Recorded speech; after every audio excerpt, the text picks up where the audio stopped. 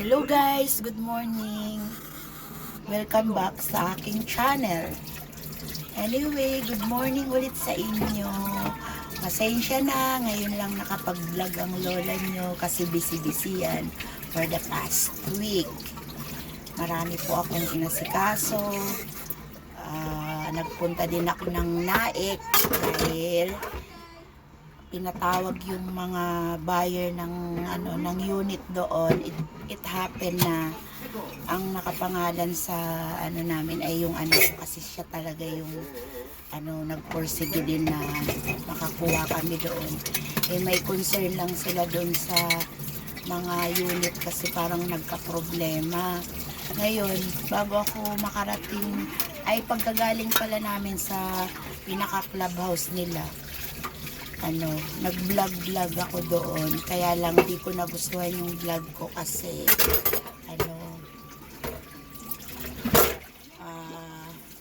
putol-putol, tas yung pinakauna kong vlog na intro nawala. So parang hindi ko nagustuhan dahil syempre kailangan umpisa muna konti intro muna.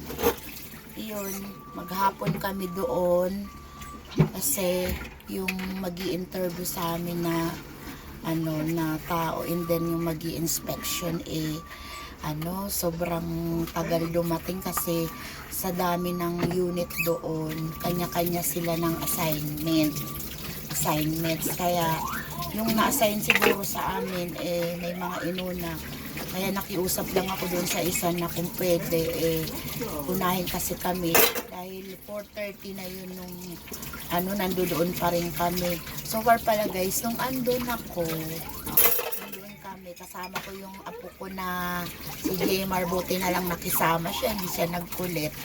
Nagwalis-walis ako, nagwalis-walis ako, tapos nag-vlog nga ako, kaya lang talagang hindi magaling. Kaya para naman hindi masayang yung oras ko, yun, naglinis ako.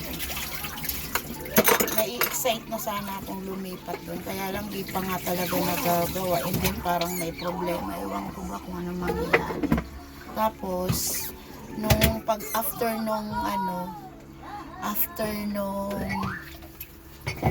nung na-interview na-check yung unit, umuwi na kami, halos 5 na yata yun, o 5:30. Dumaan kami sa pamangkin ko sa Lavanya. Pagkagaling sa amin, dadaan ng Tansa, tapos General Trias na yun. Doon muna kami, tapos may tiningnan din kaming bahay na for sale. Ang ganda sana, fit sa amin, lalo na sa akin kasi yung kusina niya is open. Pwede akong magluto-luto ng bagoong na business ko, and then biko. Tapos yung pinakabakuran niya ang ganda kasi pwede akong magtanim.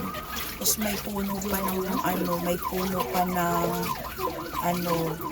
ng bayabas. Tapos alam nyo guys, yung kanyang lote na dagdag, pwede mo pa siyang pagtayuan ng isang bahay na hindi naman masyadong kalakihan. Tapos yung kwarto niya is dalawang malaki kasi yung itaas halos kwarto lang talaga ginawa, and then yung pinaka floor niya is 55, kaya malaki. Tapos alam nyo, may tindahan din sa harap. Tapos ang ganda ng mga halaman niya, pwede talagang lipatan. Sabi ko nga, binanggit ko sa anak ko kung kasi gusto ng pamangkin ko, mapalapit kami sa kanila sa Lavanya, sa General Trias. Kaya lang sobrang laki, 150,000. Tapos ang sabi sa amin, magda-down kami ng 500,000, and then pag nag-down daw kami ng 500,000, magiging yung 850 magiging 750 na lang. Tapos yung 250, iyon yung huhulugan namin installment. Siyempre wala naman kami guys ganun pera, hindi naman kami mayaman. Pero ang ganda sana, gusto ko siya kasi nga makakakilos ako ng maayos dahil pwede kong ituloy yung business ko doon na bagoong Invenbi ko.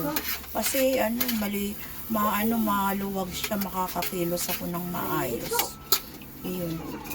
Tapos nung pagkatapos naming doon kasi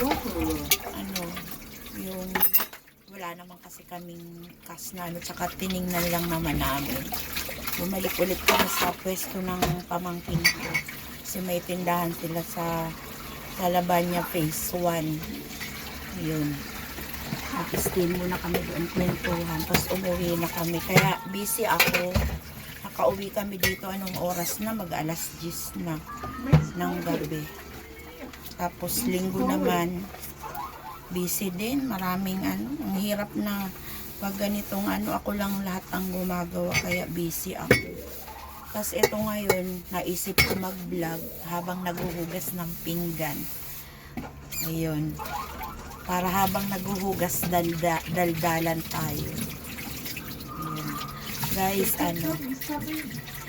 malapit na yung 17, uuwi na naman kami ng Batangas kasi 40 days ng kuya ko kinabukasan. Na-excite ako umuwi kasi makikita ko na ulit yung family ko doon, yung kapatid kong isa na may anak din, may pamilya doon. Tapos yung pamilya ng kuya kong nawala, syempre sobrang close kami ng mga yun. Kaya every time na may chance na makakauwi kami, pinipilit talaga namin umuwi kahit pamasahe lang talaga yung yung dala namin. Kasi ngayon di na kami masusundo, wala nang susundo sa amin dahil yung kuya ko nawala. Guys, after nga pala ako hugas ng pinggan, magwawalis lang ako. Tapos ako ngayon maglalaba. Kasi para pag uwi namin wala akong maiiwan na maraming damit. Kasi pagdating ni Bells na galing sa Samar, marami din yung damit na dala. Kaya lang, hindi na ganun karami pag yung maiiwanan namin. Kasi kung yun lang damit niya tsaka yung bibihisan namin ngayon hanggang sa sa 17. Naglalaba ako. Konti lang naman yung labahin ko. Tapos after kong maglaba, siguro siyempre tanghali na yun, konti lang naman labahin ko. Gagawin namin ng apo ko yung natitirang yung ika-cut out na letter E. Nasa vowels sila ngayon, letter E. Isa na lang yung dinagawa namin. Ilan yun? Isa lang talagang natira. Yun nga, tinira namin ngayon. Tapos mag-tutor ako sa kanya. Tuturuan ko na siyang mag-identify ng although marunong naman na siya mag-identify ng colors, kaya lang bulol nga siya, kaya need ng correction. Tapos pag naturuan ko siya, patutulogin ko siya ng hapon. Tapos ako naman pupunta ako ng Ideal school supplies yun, kasi merong pinapadala si ma'am red folder, and then meron pa akong kulang na white folder na long. So dalawa yung bibiling ko, mamaya na yung hapon habang natutulog yung bata, kasi yung bata pagka gising sasama sa akin. Sabagay, pwede ko namang isama kung sakali kasi walking distance lang naman yun. Sa lang yung Del Monte. Sa may malapit sa C-Square. Yan.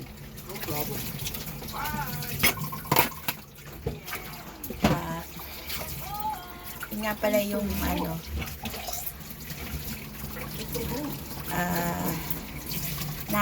din ako, na-excite na rin ako na dumating yung anak ko kasi alam ko may mga pasalubong na naman siyang foods galing sa summer. Pangako niya sa akin yun, mama, dadalang kita ng kakanin galing sa summer. Kaya sa 16 ang dating. foods na naman yun. Alam mo naman tayo, food is life.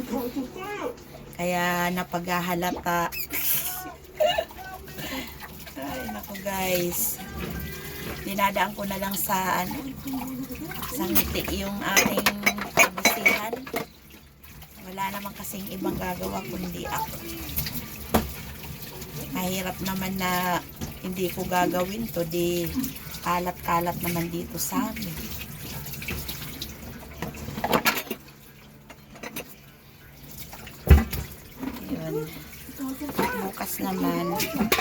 Bukas naman i-advance ko na bukas, pasahan na naman ng another yung module niya. Yan, tapos yun nga pinagdadala kami ni ma'am ng ng folder. Ewan ko kung baka may exam na sila. Kaya sasamantalahin ko na yung araw na to na na maglaba para bukas wala akong ibang iisipin na gagawin kasi wala akong labahin. Namiss kong mag-vlog kasi ilang araw akong walang, kasi parang nawalan ako ng gana kasi alam nyo naman yung bagong vlogger, wala pang alam, lalo na ako, syunga-syunga pa ako pagdating sa cellphone. Marunong lang akong gumamit, pero yung ibang kung ano-ano dyan, hindi ako marunong mag-edit. Although, nag-install na ako ng pang-edit. Hindi ko pa rin hindi ko kasi mapanood ng buo. Kaya nahihirapan ako. Kaya yung yung vlog ko, wala akong picture na maayos. Kasi nga, di nga pa ako marunong magkakikot ng mga kung ano-ano dyan. Pero sana, siyempre diba, lahat naman ng bagay nag-uumpisa tayo sa wala tayong alam. So, hopefully, matuto din ako. Magkaroon na ako ng maayos na ng vlog ko. Yun. Pasensya na kayo guys kung yung pangako ko na tutuloy-tuloy ko yung vlog ko. Hindi ko na panindigan. May times na na hindi na nga ako nakapag-vlog kasi iniisip ko wala naman akong masyadong ipapakita, wala naman akong masyadong i-share sa inyo, kaya hindi na ako nagba-vlog. Yun naman yung biyahe namin, napaka-panait. Sobrang excited. Yes, sabi ko, may iba-vlog na ako na maayos-ayos tungkol dun sa pupuntahan namin ibang lugar. Nag-picture-picture na nga din ako sa sasakyan, ganyan. Kaso nung nag-vlog ako, napansin ko, salita ako ng salita. Wala na pala akong camera, yung pinaka-start ko. Tapos, nakapokus lagi yung camera sa akin. Ang taba-taba ko, ang pangit yun. Tapos, hagardo ako nung time na yun kasi nagwalis na ako doon. Sobrang init, walang electric fan. Yun. Kaya sobrang haggard ako nung time na yun. Kaya tapos na focus ko pala sa akin lagi yung camera. Hindi ako natuwa. Sabi ko, grabe naman yun, taba-taba ako na pala. Tapos basta ang pangit. Sa bagay, pangit naman talaga ako. Kaya lang, sobra naman ang pangit ko nung time na yun. Kasi napawisan na. Sa bagay, di naman ako nag-ano na, kasi yun naman talaga ako. Natural ko na yun, pangit naman talaga. Kaya lang, pawis ko ba? Tapos, ang taba-taba ko. Di palagi, alam niyo ba guys, kung ano yung nakikita lagi sa ko, yung liig ko na na mataba, na may gilit-gilit. Kaya yun, hindi ko na lang in-upload. Katapos na akong maglinis ng kusina. Magwawalis naman ako. para bago ako maglaba, malinis na. Yung aking nanay pala, nasa wellness, nag-exercise sila ngayon. Natutuwa ako sa nanay ko na na sobrang na-excite siya sa mga ganyan. Bukas daw, sasama na naman siya sa SM naman sila ate ng sumo. Sabi ko sa kanya, go lang, Nay. Kasi dadating yung time, di mo na kayang gawin yan. Kasi siyempre 81 na siya. Kaya sige, basta may pera ka. Pinaglalaanan niya talaga ng pamasahe yung mga activities na gano'n. Natutuwa ako sa nanay ko kasi yung ibang matanda, wala nang hilig sa mga ganyang activities. Gusto lagi lang nakaupo. Pag nandito naman siya, minsan naiinis siya dito sa apo ko kasi nga mabait naman to nga. Pakulit lang, yung kinaiinis niya yung ikalat lahat ng ikalat lahat ng mga kung ano-ano dyan, tapos gagawing laruan. Hindi naman laruan yun. Kaya naiinis siya kasi minsan wala na siyang madaanan. Yun. Ayan siya, oh. Nanonood siya ng YouTube. Say good morning, baby. Good morning po. Good morning, vlog. Sabihin mo. Ayan. Ayan. Magwawalis muna ako. Ayan. Habang magwawalis ako, magdadaldal ako. Ang bahay nga namin pala sobrang liit lang. Hindi ko sa inyo maipakita ng kasi nga hindi maayos yung bahay namin. Walang mga shelves, wala kaming mga patungan, kaya marami kaming balot-balutan. Ayan, tingnan mo.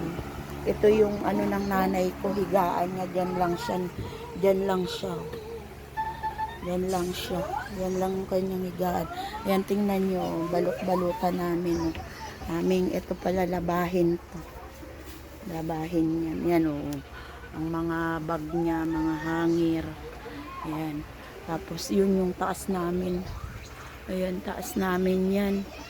Hindi ko sa inyo kasi parang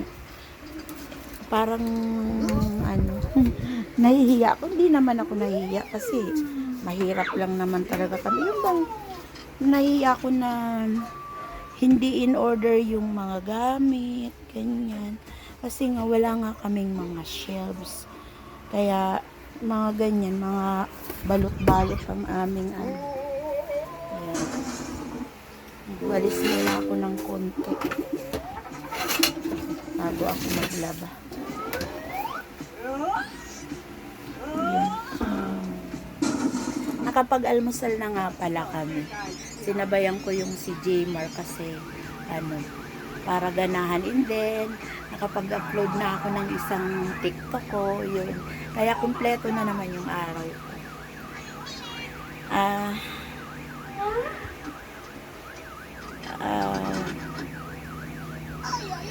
Yun.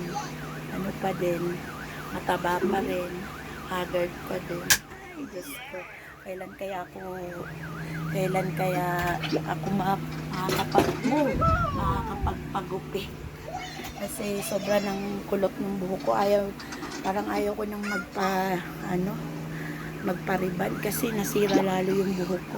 Dati yung buhok ko kahit kulot maganda. Ngayon, nasira na ng tuluyan. Kaya ganyan. Yan mo na, ganito talaga ako eh. Lahi akong negra eh. I remember one time may nagsabi nga sa akin na ulikba daw ako. Di ko alam yung term na yun na ulikba eh. Dinedma ko lang. Tapos ngayon ko lang nalaman na yun, pangit pala yun na maitim na ganyan, na kulot, ganyan. Pero okay lang. Kahit tawagin akong ganun. Totoo naman eh. Totoo naman na ganun ako. Siguro, yun ang tingin niya sa akin. Pero dahil yung nagsabi sa akin na ulik ba, Diyos ko, lalaki pa man din. Mas masahol itsura sa akin. Kulot ka ang buhok niya. Kulot din ang buhok niya na, ay naku, mahirap. Ay ako sa totoo lang, di talaga ako namimintas. Ayaw ko talaga yung pintasera dyan. Kasi lahat naman tayo, hindi naman tayo mga perpekto. May kanya-kanya tayong mga kapintasan. Kaya ako ayoko talagang namimintas. Hate na hate ko yun. Pag pinintasan nga ako, di na lang ako kumikibo. Kasi wala akong magagawa, yun ako tanggap ko yung itsura ko kung ano man ako yung iba lakas mamintas mas masahol pa sila sa pinipintasan nila. Yun ang pangit na gawain, yung mamintas ka tapos di mo nakikita yung mo, itsura mo kung ano, diba? Pero okay lang, talagang ganun ang buhay yun ang paningin nila Ang mahalaga, hindi ka ganun. Kung ano yung alam mong mali, wag mong gagawin. Kasi sa mata ng Diyos, pantay-pantay tayo. Walang maganda, walang pangit. Sa totoo lang. Create tayo ni God ng kawangis niya. Kaya kahit ano yung itsura mo, tanggapin mo, mahalin mo kasi pinagkaloob sa iyo ng Panginoon. Yan guys. Sana kahit konti lang yung vlog ko, may napulot din kayo sa akin na aral na masama talaga yung pintaserang tao, pintasero. Kasi parang ang pinintasan mo na nun yung lumikha sa iyo lumikha sa atin which is yung Panginoon. Kung ano man yung pinagkalob sa isang tao, tingnan mo na lang. Kung pangit man yan, tingnan mo na lang. Kung maganda man yan, purihin mo. Pero pangit man yan o maganda, isipin mo lagi na ang Panginoon ang may gawa niyan. Kaya dapat wag mamimintas. Kasi masakit din yun sa pinipintasan. Diba? Kung ikaw kaya pintasan ko o ng ibang tao, matitake mo kaya, di ba masakit? Kahit yung iba nga dyan nakikipag-away pag napipintasan kasi ayaw nila ng pinipintasan sila. Kaya kung ano yung hindi tama sa'yo, huwag mong gagawin sa kapwa, diba? Sabi nga do not do to others that you don't want others do to you, diba? Wow, English yun lang guys. Sa ngayon yun muna kasi maglalaba. Thank you guys for watching.